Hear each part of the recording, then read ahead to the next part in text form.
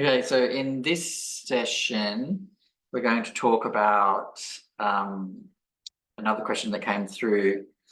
That is, I've heard that talking about our practice and our experiences is not beneficial. Is this true, and why? Right, so I think this is a really good question. Our samsaric tendency, our dualistic tendency is to want to talk about everything, is to want to share our experiences, share our feelings, share our reactions, our responses, share our outrage, share our sadness, share our melancholy, etc. Now, a level of emotional sharing is very healthy, very healthy. But in the Dharma, the entire focus is to let go of the self and all of its attendant delusions. And in the category of delusions, we put feelings and emotions and opinions and reactions. All of that is what we're working to let go of, release. So, why am I talking about that? Because we have this habit as human beings to share emotionally and share what happens to us. Sometimes it's beneficial, but a lot of the time it just feeds the self and perpetuates the self. So, that's why we have this phrase, oversharing. Sometimes people overshare, So, and in this current climate, there's a lot of emphasis on emotional sharing and touching base with each other's feelings and getting each other's reactions to things. Those reactions, can be in the form of, likes or shares or retweets or whatever, but also in sort of like more face-to-face settings, we ask people, how do you feel about that? And so although that's okay, and it's something that human beings do naturally, it does reinforce the idea that there's a person, that person has real feelings, and that matters. It just reinforces all that. And on some level, however, it's very unhealthy, in the Dharma to share that stuff, because it just reinforces the idea that the person is real and substantial, and that the feelings that the person has matter. On another level, of course, on a human level, people's feelings do matter, and it is good when someone's clearly distressed to connect with them and ask them how they are. So what I'm trying to say is, as an act of love, compassion, joy, or equanimity, sharing feelings and stuff like that is fine. But as a celebration of the self, it's not okay. It's not okay.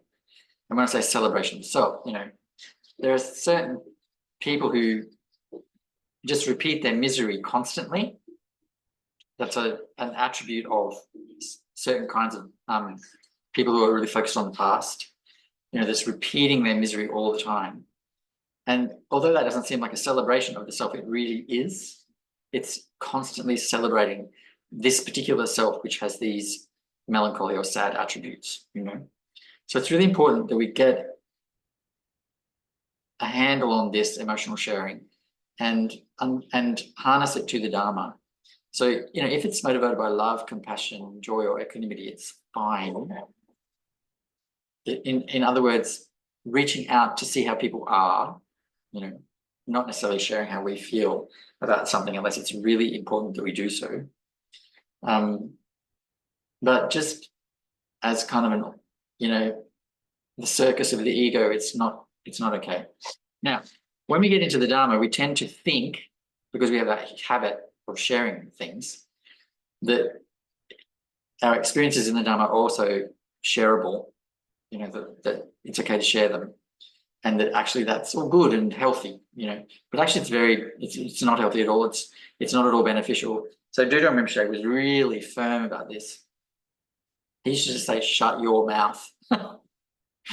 And there's teachings in which he uses that phrase. Many pithy instructions where he uses that phrase, shut your mouth. Why? Number one, it creates a climate of emotional sharing of experiences that might be completely delusional, and also it creates a climate of grandstanding, showing off, competition, etc., you know. And also on an external level, that's why it's not good, because it creates this climate of grandstanding, showing off, competing. But on an internal level is the biggest risk. It creates this idea that the self clings to very tightly, that you've achieved something, that you've accomplished something, that you've done something good. But there is no one to accomplish anything, and there's no one to have done something good. So it reinforces this delusion of the separate self. So that's why we don't talk about our practices. Now, to talk about these things publicly, our practices or experiences, like what practices we're doing, we don't do it. We don't talk about what practices we're doing publicly. Number two, we don't talk about what experiences we're having publicly. You know, in a setting where you're talking to your teacher privately, that is acceptable. But even then, you know, it's important to ask a few questions. Why am I sharing this with my teacher?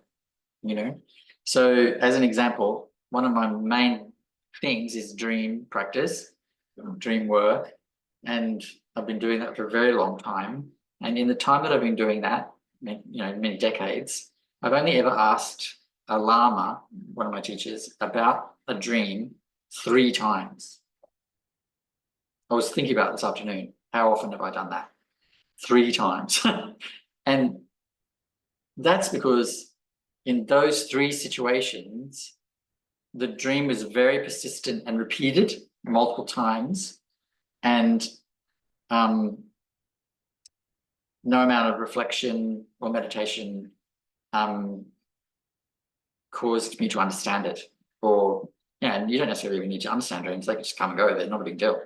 But these 3 were, in these 3 situations, I was persistent and happened repeatedly, and I felt that I should ask. So over, you know, 40 years, my main practice is devotion. My second main practice is dream work. I've only asked 3 questions about my experiences in that practice. And in terms of the Guru Yoga practice, I've never asked a question about that, except of Janya. So, which is private, not public, etc. So that just gives you an indication of, like, even if you're talking about your teacher, you need to think about, why are you asking? What is the purpose of asking? Sometimes we ask, and then there's different levels of teacher, of course. You know, like I think Jetsama Tenzin Palwa was talking about this on one of her videos that was shared recently. You don't take the little things to your guru. You just don't, because it's well beneath their pay grade. You take the little things to the next teacher down, you know, not your heart guru necessarily, to the next teacher down. So, and that's especially true in a situation where we don't really necessarily have close contact with a heart guru. So it sort of solves that problem for us. But so it's really it may seem strange, like, oh, this is culture of secrecy, we're not allowed to talk about stuff, like, but actually it's for our own benefit. So I have friends who've been in Dhamma a very long time who won't even, when they're asked who's your guru, won't even answer that question, won't even answer that question. You know, so there's one particular person I know who was a nun for a very, very long time, and very, very much, and a translator, and very much embedded in it, you know. She won't answer that question, and we're good friends. I know who her teacher is, but when she's asked, she won't answer it, you know. So, and why is that? Because it's precious, you know, it's special and private, you know, and that's a bit of an extreme. I think it's okay to say who your teacher is, but it gives you a sense of like, the Dharma is very precious and private and personal, not public, not really something to sort of like, in terms of your experience or what practices you're doing or what your teacher says to you, definitely what your teacher says to you should be private. You don't sort of share that stuff. It's just not okay. It's not healthy in terms of letting go of the concept of I am Pema, I have a practice, I have a teacher and they're this teacher, you know, blah, blah, blah. It's about letting go of that. So on another level, these days, there's a lot of fakers out there. So, you know, we can talk about practices that we're doing, and people who are not practicing at all, who want to sort of show off, they can jump in and talk about that. And they have enough sort of language because of the online environment we're all in, the toxic online environment we're all in. They have enough sort of language about these sorts of practices that they can talk about them quite well, you know, as though they know something, and they can create a sense of they're a practitioner when they're not. They're just online all the time. You know, they're just reading books all the time. So sort of to not talk about it means that we lessen the chance of people kind of like mimicking, that culture of mimicking that we have, and the culture of, you know, obviously showing off, grandstanding, stuff like that. So, you know, like something that people used to say about Dudjom Rinpoche all the time, and something that's very true of Kyabje Togden Amtrung, is that they were profoundly humble and they never talked about this stuff. Never. You know, Dudjom Rinpoche used to write down some things when he was revealing termas about what happened, because that's the kind of responsibility of the Turton to describe the setting in which something is revealed. But outside of that, he was profoundly humble and really didn't talk about things like that. And I think all of the teachers who I really admire are also very profoundly humble and don't talk about it. You know, Jetsma, often when you ask her, what kind of, have you had any experiences? She said, nothing. I've had no experiences. Nothing has ever happened. Nothing's going on. Just nothing, you know, because she's telling the truth. But on another level, the more practice you do, the more you realize that nothing has happened. You know, no little visions or dreams or anything that could have possibly happened is of any merit or weight or value next to what the Buddha achieved, next to what our gurus achieved. It's nothing, you know. So it's really important. People also, just one final thing about this. I won't dob this particular Lama in, but a Lama that I'm quite close to, and we chat. He said that the number of people who've described their experiences to him in the hope that, you know, they'll get some kind of approval or, you know, something like that. Oh, you're a great practitioner, something, is just incalculable. And it always makes him feel that their focus is on completely the wrong thing. They're talking about their experiences and what they've seen and heard or done or felt. And really, the focus is, am I becoming more loving? Am I becoming more compassionate? Am I becoming more joyful? Am I more relaxed and content? You know, are those things changing or not? You know, and he was particularly like saying, often people who talk about that kind of stuff, there's just no compassion at all, no sense of other sentient beings mattering, you know.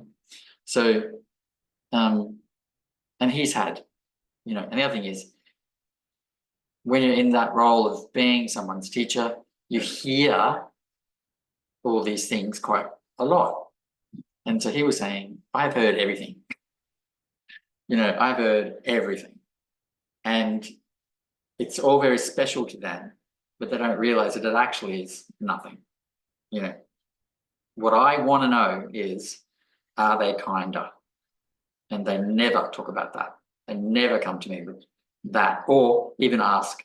And he's also said in the same conversation, they're always asking the wrong questions. You know, they always say, what does this experience mean? What does that experience mean? You know, when they should be asking, how can I be kinder? How can I be more loving? How can I be more even and relaxed? Those are the questions that should be asked, you know. Anyway, so does anyone have any follow-up questions about that one? I know it seems kind of like hardcore and tough and contrary to the sort of full disclosure culture we have, where you say everything, you fully disclose everything, and you share everything, you know, particularly with social media, everything is shared online. You know, everyone's very private, personal stuff is just online. But this is not that. This is the Dharma. It's sacred and precious, and we need to be very careful with it. Go ahead, Carla. Yeah, thank you, Pema. And actually, it's quite accurate that you come with this because, well, I live alone and I have a partner overseas, and our sharing is mostly just only talking. We don't really see each other that much. And I have this feeling inside that I would like to share a little bit more of like actually what is going on inside of us, you know, like because you know, like you just have blah blah blah talks with your neighbors, with your colleagues, whatever. And then for me, you know, like because actually he's quite close, and I think he's exactly doing the thing that you're saying, and I'm sort of like trying to move him, like, well, can you maybe share a little bit more what's going on inside of you? Because then I think it feels for me more connecting and sort of like more knowing him or something, getting to know him better. Because yeah, it's easy to share all the superficial things, but yeah, I can also do that with my neighbors. Why should I actually have somebody overseas there, you know? So when you were just talking about it, I was also just sort of like trying to find out for myself, why would we feel that we want to share all of these kind of things? And maybe there's a sort of like feeling of loneliness behind it or something. It's sort of like that in this sort of like inner world that we're having, we want to be together with somebody in there. And also maybe there's a fear of losing a sense of I, because actually sort of like this kind of inner things that are going on, this is a sort of like where we build our I on, isn't it? Mm-hmm. So I was just wondering maybe what you could say on this, how to deal with this. Yeah, so the first thing I'll say is you're absolutely right. You're absolutely correct about the things you pointed out. So we have a culture of sharing. That's why I started talking about, we do all this emotional sharing, right? That's our culture as human beings. It's not limited to the West or the East. It's pan-cultural. All cultures have this thing about sharing their emotions and their experiences. It's a human trait. It's a samsaric trait, but it's a human one. The second thing is what you're talking about, the sense of the loss of self. This talking about our experiences is actually what produces the self.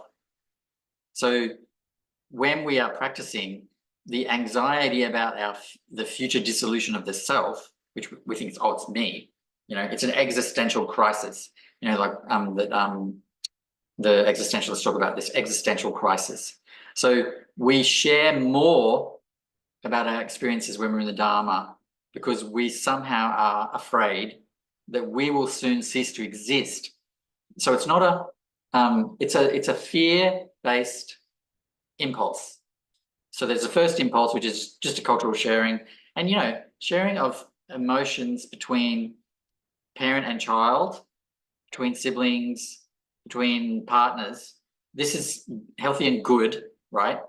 But there is also oversharing in that space, you know, like people just constantly oversharing.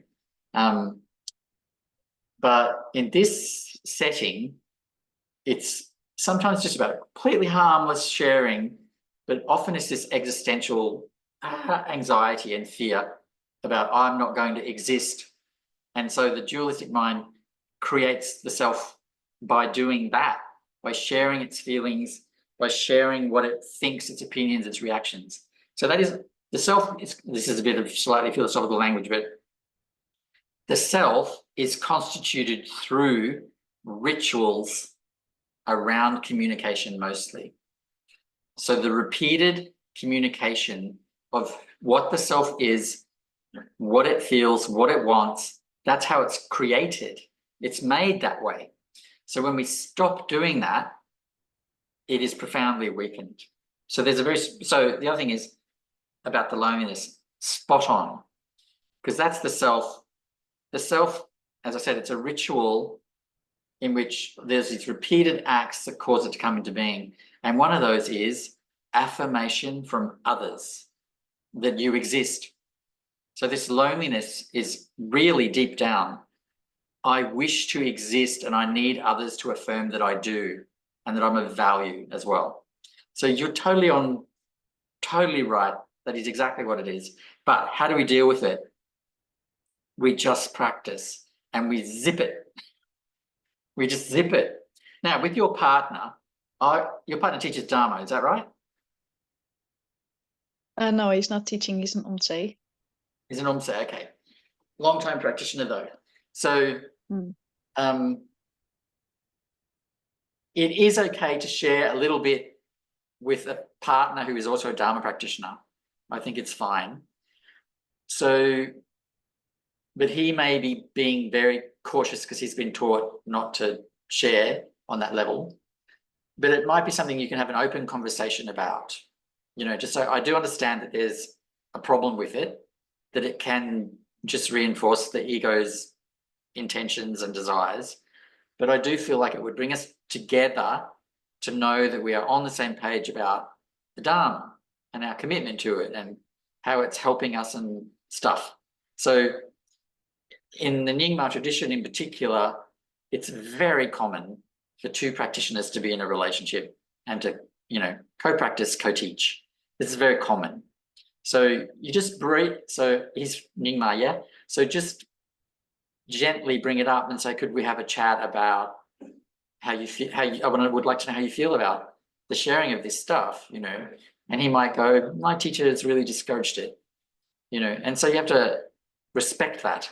But he might be okay with you sharing a little bit, you know?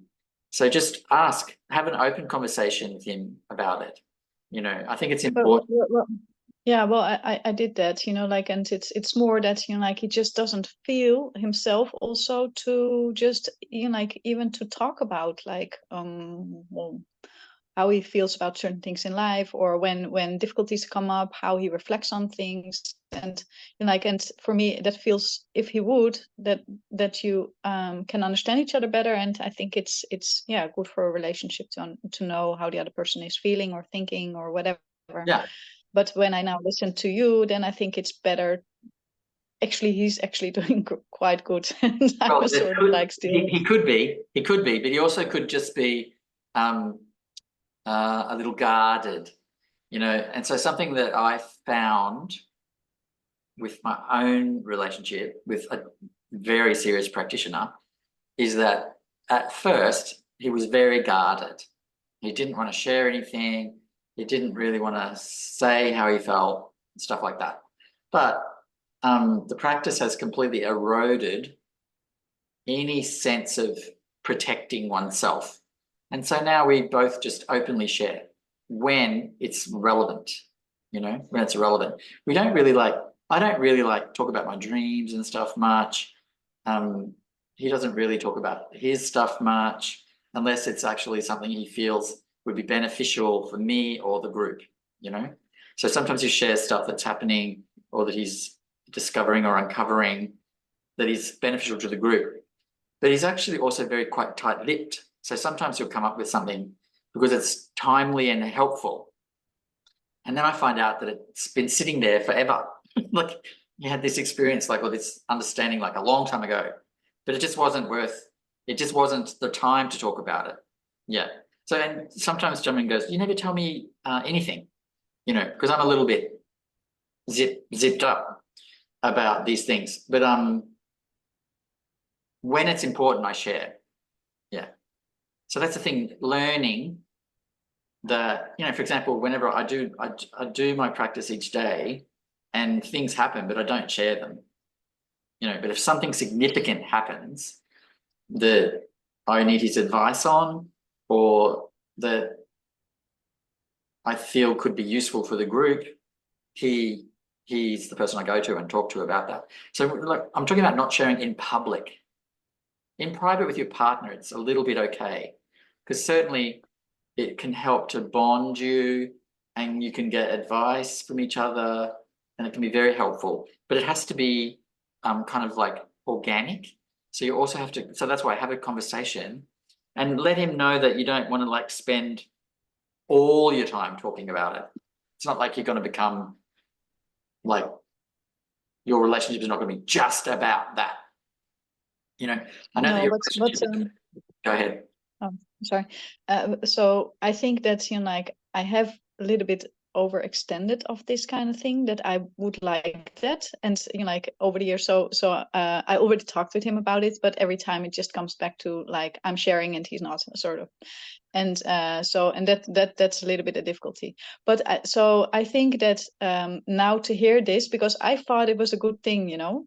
But now when I'm hearing this, so that's why I feel like, oh, that's very good. Now I'm questioning myself, like, why am I actually doing that? And so in which kind of way do you think like I can look better at myself at there's no need, actually, you know, like this is the overdrive and this is the sort of like the ego still wanting to survive or something. And how can we reduce that? You just do your practice and zip Yeah. it. Unzip it. Zip it. Do Okay, I your have to practice and remember zip that. it. It's not Yeah. hard but you can do one extra step. When you feel the impulse to share, right? Take a moment, think of your guru and ask yourself, what is this impulse? Is it because I think sharing it would be of benefit to myself and the other person? Ask yourself that. And then almost always the answer is no. It might, very rarely things will really help others to share it. But if, for example, if you found, I find this practice just so beneficial to me, it's really helped me, it's okay to share like that generally in private. You know, you can say, you know, for things like the corpse pose, that's a Dzogchen practice. So generally we wouldn't talk about the fact that we're doing that in public, you know, but you could in private say, you know, I'm doing the corpse pose to a friend who's also a Dharma practitioner or your partner or something. You can say, I'm doing the corpse pose and I'm finding it very, very beneficial. You can certainly do that in private. I'm just talking about public announcements and displays and sharings. Yeah. But in private, you just ask yourself that little question, is it worth sharing this? You know? And I often not even, if I'm having a private conversation, sometimes I will stop and I go, I'm just considering if I should share something. I'll actually say it out loud because I'm in that process and I want them to know that I'm weighing up whether or not I will share that. And because, you know, we should get used to not automatically sharing everything. Yeah, if that makes sense. Yes, it does. Thank you. You're welcome. And so if I would ask him to share which he feels difficult, is that a sort of like still beneficial to try to move him in that direction because of it would be healthy for the relationship, or just let him be how he is now and just, you know, just accept that? I think trying to change others is a waste of time. So you just accept that's where they are. But as I said, relationships change. And as the trust deepens and as your practice deepens, then it might, one of two things will happen. Either you'll realize, I don't really need to share this with him. I can see what he's doing and he can see what I'm doing. You know, we can see, there's no need to talk about it. Or he might find that it's becomes valuable to him to do that, you know, at some point in the future. So you just keep practicing. Thanks. Keep practicing. I'm just getting a drink. Keep practicing and just let him be. And be kind with yourself too. Understand that it is completely normal to want to share. We have a culture of sharing, and the ego is in this state of constant anxiety about whether or not it exists. And the desire to share comes from that anxiety. Yeah. And the self is fully constituted by that sharing. But by the outer sharing, much more than our internal dialogue. Internal dialogue is very important too. But the outer sharing, that the affirmation we get from others, it's really important in constituting the self, making the self exist. That's why retreat is so important, because you don't have that outside affirmation that you exist anymore, and constant like triggering of thought and feeling. It just is gone. So that's why retreat's very important too. But also, do remember you said never ever share anything that happens in retreat. Like never, except with your heart guru, never ever ever. So the Dudjom tradition is very secretive though.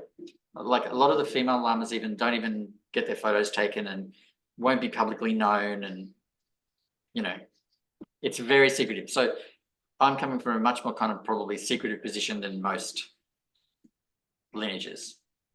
But in general, it's healthy to just ask, why am I sharing? You know, that's what I would start to do. Why do I want to share? And it sounds like you feel you have this something very wonderful in common, and you feel it would bring you closer to share it. So that's not a bad motivation. That's not a bad motivation. But, you know, likewise, if you liked Italian food and you think Italian food's fantastic, I really want my partner to share this Italian food with me, but your partner doesn't like Italian food at all, you know, you just have to accept. My partner doesn't like Italian food. You can't try and change their taste buds. You know what I mean? So just accept it, but just keep deepening in your practice and asking yourself why you want to share. And I think something will change.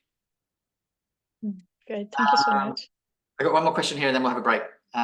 Someone said, on the flip side, how do you navigate people who are constantly talking about the same problem in different iterations over years, every single day, that a family and actually need kindness, but the relentlessness is real? Yeah, okay. So that's what I talked about just before, about people can be in their misery and they constantly want to share it. So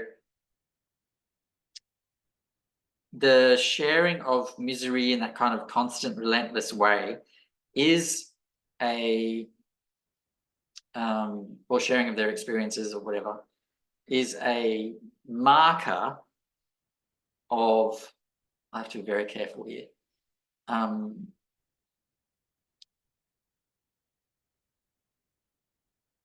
marker that that person has not healed from past trauma, past experiences. And the reason, in terms of from a Dharma perspective, the reason they haven't healed is because they're far too much in the past. They believe the past is real. They believe the past has a bearing on the present and the future. And so they can't let what happened go, right? The interesting thing is, when you understand the past is dead, it has no bearing on the present and no bearing on the future. You become free of what happened to you in the past. It sounds like weird because we have memories, right? But memories are not stable. They change each time we access them. And if you're stuck in the past, it reinforces and reinforces and reinforces the kind of like original experience you had and your original interpretation of that experience, rather than allowing you to evolve how you experience that and how you interpret that. It just gets stuck. You're just stuck, right? So the way to deal with that is to show kindness, obviously, but to establish boundaries. Boundaries are a form of compassion, right? So I have, I don't want to dob anyone in, but I have a family member who is very much like that. And I have established very clear boundaries around when I'll pick up the phone when they call, how long I will speak to them for, what days I will speak to them, and what we will speak about. I've just established, not like, I didn't never sort of laid down the law. I mean, I'm not doing this. I have just very gently, over years, established this pattern. So on certain days and at certain times of day, I don't answer the phone to that person. At other times, I will answer the phone and I will be prepared to listen and hear what they're saying. But I've also established that we can't just talk about the negative things. I've said repeatedly, you know, Tell me something good that happened this week. Tell me something fun that you did this week. Tell me, but it's difficult because that person is really not well and housebound and stuff. So I encourage them to find little things to be happy about, you know, and there are things. And so I focus the attention on those when we talk about those. So it takes a bit of management, but you do have to set up a boundary. You know, I'm not going to talk about, because I mean, my siblings have not established that boundary and they're completely burnt out, completely overwhelmed, constant calls every day, even while they're at work. It's just constant, you know. So that, like, the person that you establish the boundaries with might think you're being mean or might think you don't really care about them or something like that, but you still have to do it. You have to establish that boundary for your own well-being and for theirs. So you take out of the equation that bit of time that they're going to be focused on that misery, that bit of time they're going to be focused on that issue. They cannot do it now. They might still do it in their head, but they don't have the external affirmation from you. You're no longer giving them that. You know, I was very clear a couple of times, just, I am not going to talk about that anymore. We have talked about that a lot. Let's move on. Let's talk about this other thing that you love and you like, and let's talk about that, you know. And also sometimes point out to them that they never ask how I am. Never. So I sometimes go, would you like to ask how I am? And they ask, oh, sorry, how are you? You know, it changes the dynamic. So you have to really kind of manage it and be careful and protect yourself. And it is protecting them to establish the boundary. You're taking away one of the ways they use to perpetuate their own misery, which is to talk to you, to overshare, you know. So that's what I would do. It's tricky. It's very tricky. They do need kindness and compassion, but kindness and compassion doesn't have to be soft and let them walk all over you and let them, you know, you can't give someone your 24/7 attention. It's not possible. For very basic stuff, you need to eat, you need to shower, you need to go to work, some of us, you know, those things have to happen. So you can't be constantly talking to people. So establish boundaries. You don't have to do it verbally, but establish a boundary. So like what I did, I just stopped answering the phone on certain days. Don't answer it, you know. And now that person does not ring me very often at all. They ring on the day that they know I'll pick it up. And I pick it up and it's happy and it's okay. And I never had to say, you know, it's too much, I'm not doing it, don't call me. Never had to say that. Although I did say to this person, on these days I work, on these days I do Dharma.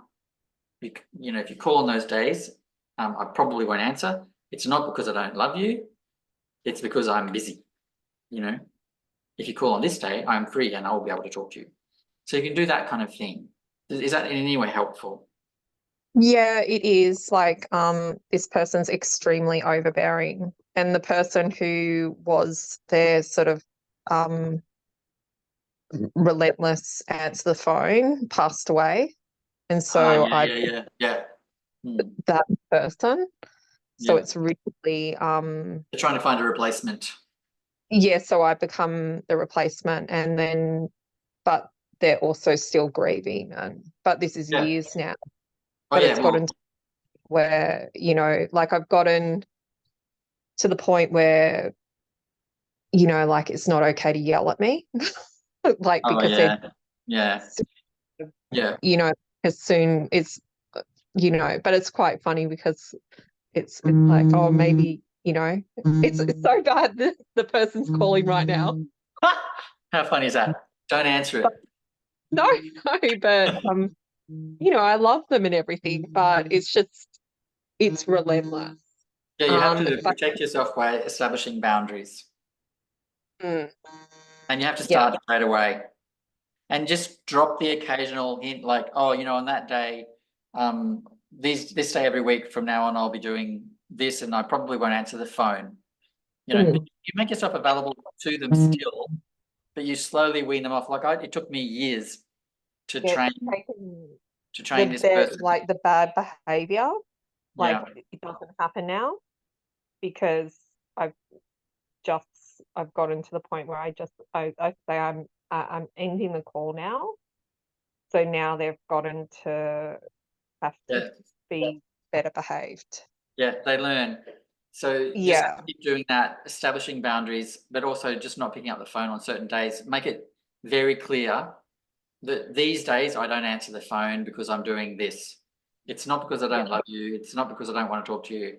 It's because I actually need to focus on study, work, being with my child, whatever it is. So you just, you're not lying to them. You're telling them the truth. You do need to No, yeah, do these things. Yeah. Yeah. All right. Let's have a break, everybody. And we'll come back and talk through another issue. I'm going to stop the recording now.